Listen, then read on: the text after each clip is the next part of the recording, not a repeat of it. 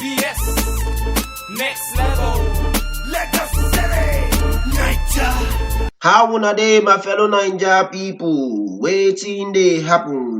Wetin dey shele? Wetin dey mega? Welcome to your favorite podcasting show, Ginger the Swagger, podcasting the Naija way with Dr. Toto. Now, know as we dey do on a regular. This time around, we don't come back to give una on this episode. Wetin we gonna try talk about now the benefit of giving. In other words, wetin really dey there for me to even consider say I wan share or I wan stretch out my own hand to assist another person, another brother, another sister. We know say people wey be Christian go don hear so much about giving. Even the Islamic brothers and sisters sef go don hear so much about giving. But on this platform, wetin we wan try do na to try consider this same action from psychological and philosophical perspective. So wetin we gonna try talk about today na how we go take see giving, how that giving take dey make sense. Shey na true say na something wey we suppose even do in the first place, and if na true, wetin come be the benefit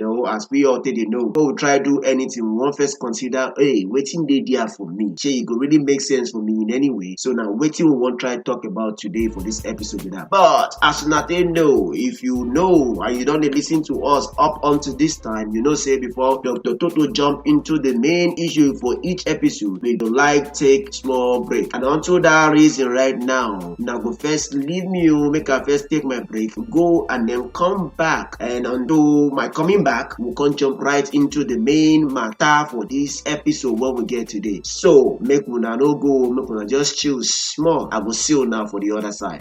They come.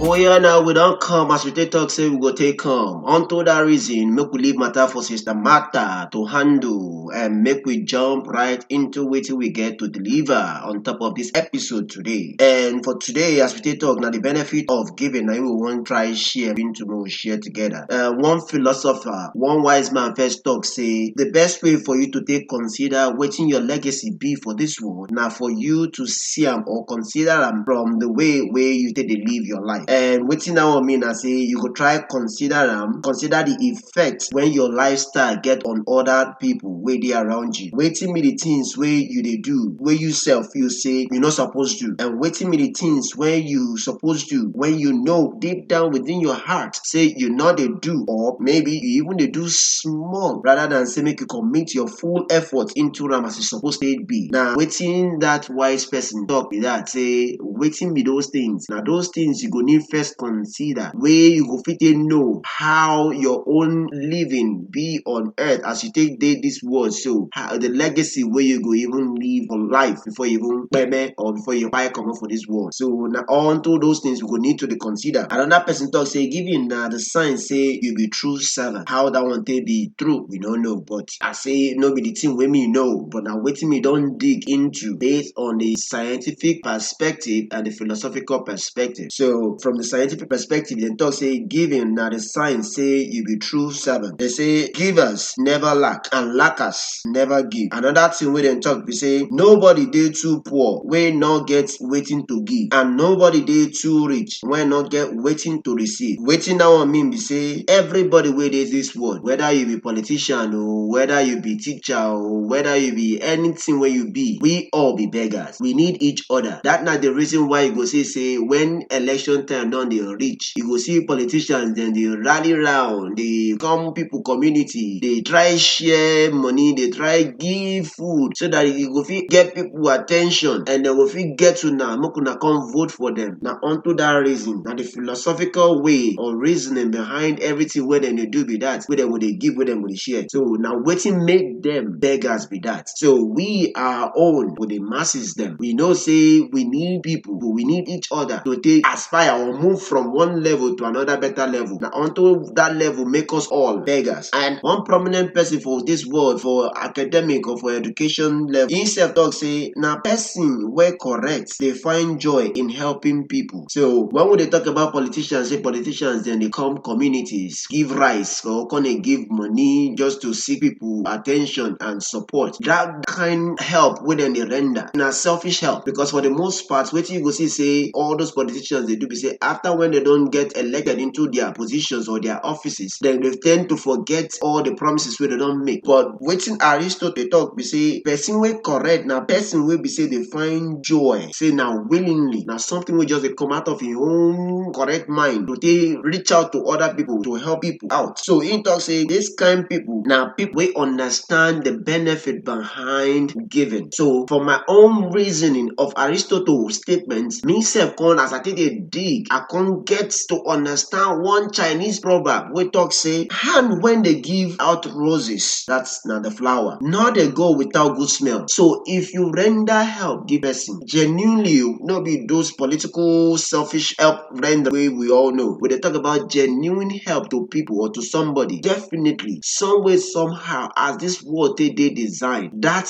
help go still come back some way to you. So now wetin this Chinese proverb mean be that when talk say hand when they give roses, nor they go without good smell. So if you give rose, you definitely that smell of the roses, correct roses, go still remain for your own hand too. So wetin we dey try consider now, we go consider things from this angle. I know say some people say when they listen to me right now, you go don hear all these things when they talk say the hand where they give, they always stay on top. So all these things now, some of the benefit of giving, even though we know say life man not even dey easy for everybody, for all of us equally, definitely, but that one still not mean say we no fit still share out of the little wey we still get. So more consider from another scientific figure, we dey call am one of the godfathers or grandfather of psychology. Him name na Alfred Adler. Alfred Adler talk say na the person wey no get interest for other people dey get the biggest wahala for life, and dem dey cause kasala wey even big for every other people wey dey around them. So now wetin we dey talk about selfishness be that, like people wey be say na only I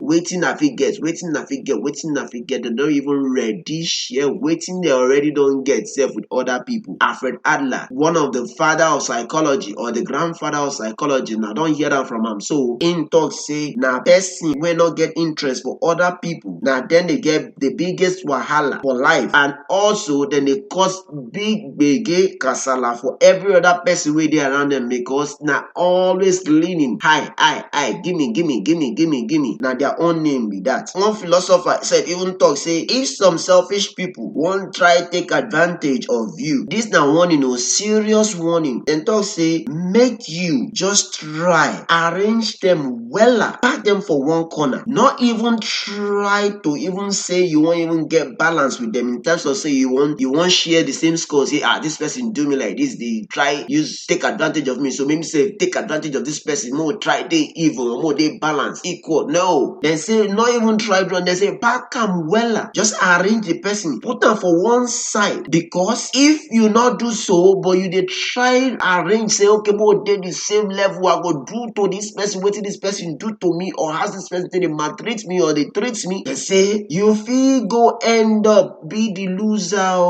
you feel go there the losing end, and you no want that kind thing to happen to you. So sharp mind, anybody when they hear me, so make you quickly sharp up your own mind. They know say if you find any person where they around you, where you just sense say, oh, if like say this person now only gimme type of life this person they live, now only the time when they feel see things take come up for my life, now that time they try come draw closer to me. That kind of person, if you don't want them for your life, just pack them wella. As this philosopher they talk, just pack them wella, put them for one corner where we say if they even bust your line, say they even try call you safe, you know what you will just do, just ghost on them. What do they mean by ghosting for this part of the world? God, what would they now say? Just no pick up the call. If you fit even block that number, if you block up, but I don't go even suggest that one, because sometimes if you want even reach you onto better things, because people they change, then they talk up, they say the only thing where they constant for this world now change. So person where they buy yesterday, we change. We wake up this morning now, may just change. So if you see all those kind of correct changes they come, maybe this person will even get better things to even come share give you. If you go block the person, how the person want to connect to you? So waiting I go suggest we say, rather than say you they even go block the person, just go ghosting. Let the person call you, but no pick up the call. So if the person get better things to share with you, they will leave you message. Gaskia, now so it be. So for waiting we don't try talk today, I know say now, but what we get for now today. But the main thing we say, make we all understand. Say no be everything or no be every time we suppose they expect from people. Rather, we must suppose think say make we even try draw out the joy in giving the little what we get. Share them with other people around us. Share them with people, particularly people who really need our help the most. We know it no matter where anybody come from, whether the person na Nigeria or the person na Chinese or the person na Puerto Rican or the person na Australian, it no really matter. So long say the person na human being as you, and you man know say this person need that help as bad as they won't be. Just give them. If they position of giving, just give them. Why you need give them? Because hand where they give, they always dey on top. That not the thing. And remember the Chinese proverb why I even talk so say hand where they give roses, no they go without the smell. So one way or the other, even if you read about rich people where they this world, as they donate rich, whether they give to charity, whether they give to the poor, one way or the other, that money they even come back, or that kind of help whether they even render, they find own way of coming back to them. So now waiting we want try encourage us for this program with that. Say going forward, make we try everything we will fit. Now this one not mean say you go need to pull up your own shirt inside in for cold weather, I mean for winter. Maybe you're gonna go without no shirt. Guy, you go buy no be that one that they tell you say make you do, but at least make you try show concern for people matter, try show concern for people where they suffer, try show concern for people who not get rich as you take get. Try show some concern too. Even if you see person where you feel say even if you get past yourself, waiting there, dear guy, just do them.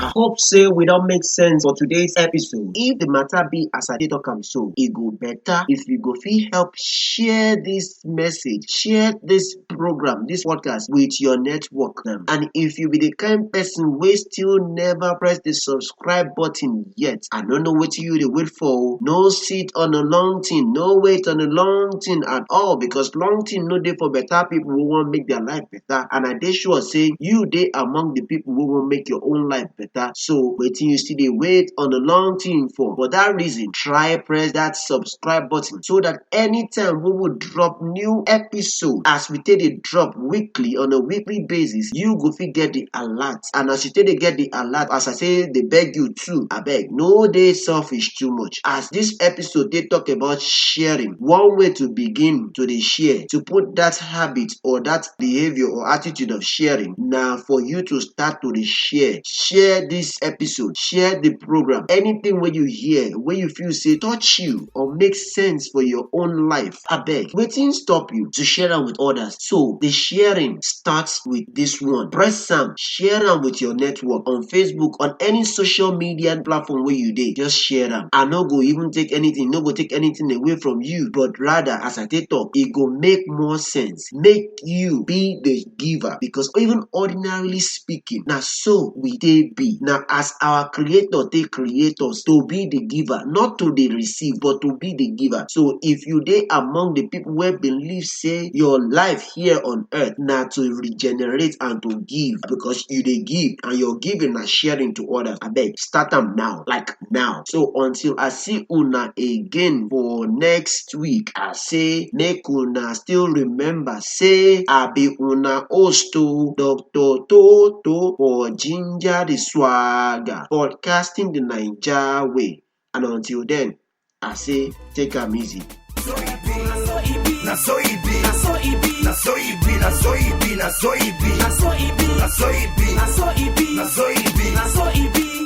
taking you people straight to the next level. na so it be, na so it be, na so it be, na so it be, na so it be, na so it be. We know the form, we know the shit, we just the road, we no go stop. Shit out today, he don't take. No be God, they still go pay.